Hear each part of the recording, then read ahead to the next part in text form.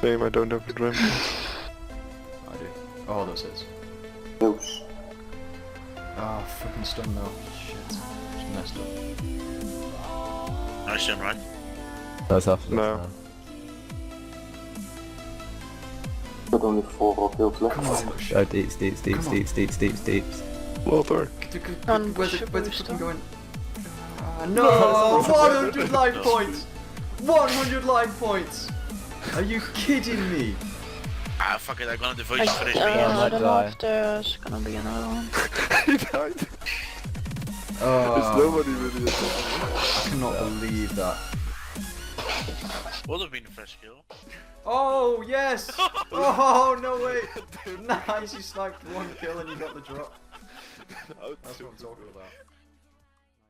What up guys, it is Justice here, and welcome to this video. This is the KERIS weapon versus the Drygore main hand, testing thoroughly at the Kalphite King within a team of 4. The team I have here consists of myself, Justice, with Bad Luck PVM, Jacko and Patrick, and these 3 are very experienced at the Kalphite King. For those of you who don't know what the KERIS weapon is or what it does, the KERIS weapon is a reward which you obtain from completing the contact quest. You then want to be using the KERIS weapon with the combination of a Desert Amulet 3 or 4. To obtain a Desert Amulet 3, at the minimum you need to complete all of the desert tasks up to the elite tasks. If you want the Desert Amulet 4, then you want to complete all of the elite tasks, but the hardest task to complete in elite, I would say, is completing all of the requirements at Dominion Tower. Now, all of the other requirements, let's say hard, medium, they do require a heck of a lot of quest as well. One example of a quest is Do No Evil, which has plenty of prerequisites before it as a requirement to start it, and the quest itself lasts a good couple of hours. So there is a lot of time and effort that goes into obtaining this elite setup, the Kalphite King. The KERIS weapon itself boosts your accuracy, but most importantly, it has a special effect that can have a chance of inflicting triple damage on the Kalphite King, and that's where the 10k basic ability hits come from.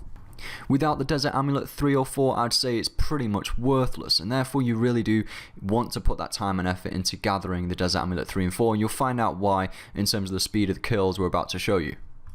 Now moving on to the gear that I'm using, as well as my teammates. Most of us here are using tier 90 armor. The main reason for using tier 90 armor over Void is because accuracy isn't really needed here. You already start the kill with a high accuracy output, and therefore damage is the most important thing. The only downside about using tier 90 armor is that the repair costs are very substantial. With the amount of minions, especially with just a 4-man team, when all of those minions spawn, it can greatly be detrimental to the degradation of your armor.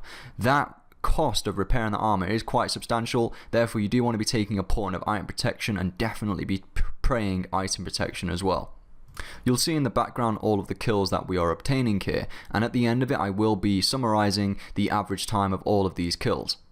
One of the best auras to use here is Equilibrium. It lasts for 2 hours, which is perfect for when you're doing speed kills here in a really effective team, and also it's very useful because it increases your minimum hit by 25%. It does reduce your maximum hit by 25%, but your basic hits with the KERIS weapon will be extremely effective with the Equilibrium aura. And of course, make sure you take an Asylum ring and a Ring of Vigor switch, because at the start of every kill you want to be zerking, all 4 of you, if it's a range or melee spawn. If it's a mage spawn, by the way, just leave and exit and go back in. I'm actually going to leave in the description below an idea which I've got for Kalphite King spawn mechanics, which I've put and uploaded onto the Runelabs. You want to be taking an adrenaline pot, and you only want to take a dose at the start of each kill with the combination of Ring of Vigor so you can quickly get up to that assault. And I will be making a video in the future, by the way, of the best Zerk rotation to use at specific PVM scenarios, so look forward to that one. So how much better is the KERIS weapon? Well, this video goes over a few kills which we have done to gather data, gather stats around the speed of kills when Kalphite King spawns in a range or melee form. We are disregarding the mage form because it can be so unpredictable, and we've done thorough testing of at least 10 kills of each spawn using a KERIS weapon and an offhand Drygore, and then switching to the whole team just using dual Drygores. So we've got some really good tests here. We've got some speed kills to show you on screen as well, and we're going to capture an average time over 10 kills of Kalphite King spawning in range or melee, and then I'm going to gather an average time against the the team using just normal dual Drygores, and we'll compare the average times against each other. You'll also just notice generic hits as well. When you're looking at the Kalphite King and the hits we are gaining whilst using the KERIS weapon, it's obviously more DPS. When you use a KERIS weapon, you're easily hitting 6 to 10Ks with basics. When using dual Drygores, it's hard to hit over 5K with a basic. You literally don't, unless you use a threshold, then you'd get like a 6K hit. And if you're lucky, like really lucky, you're looking at 6 to 9K.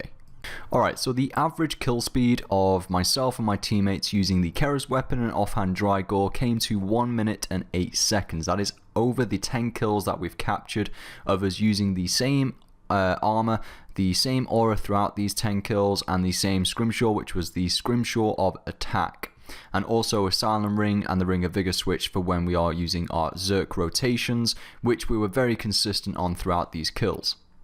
Alright, moving on to the Drygore only kills now, where the majority of the team were using the Brawler's Blood Necklace, which comes in very handy here if you don't have the KERIS weapon and Desert Amulet combo. This is a prime example of where the Blood Necklace really comes into its own, whereby whilst the minions are spawned, it's creating multiple targets. With multiple targets every 15 seconds, the passive effect of a Blood Necklace results in a stacked healing effect of up to 1,200 life points. Alright, so realistically I would have loved to have had 50 kills on each side, but due to working commitments and time constraints it's hard to do that. This took around 3 hours to capture these 20 kills, because we also had another 20 kills which were mage spawns, let's say, which really did prolong the trip. Also, people would die at times due to concentrating on the abilities and therefore not voking, so a few little issues which do prolong the trips. The average kill time at the Kalphite King with dual Drygores came to 1 minute and 26 seconds. Feel free to pause this video at this time to have a look in depth at all of the 10 kills that were captured whilst using dual Drygores, from 55 seconds all the way up to the slowest speed of 1 minute 52. To conclude, from these kills captured, it means the KERIS weapon is 18 seconds faster than wielding dual Drygores whilst killing the Kalphite King for our team. Now you can assess this yourselves, but 18 seconds is a huge DPS output when you compare it against the game ticks and how many ability rotations you can get out within that time. Each game tick within RuneScape takes 0.6 seconds. It takes 3 game ticks from start to finish, from casting an ability to the cooldown of you being able to cast another ability, which means within 18 seconds you can cast 10 abilities.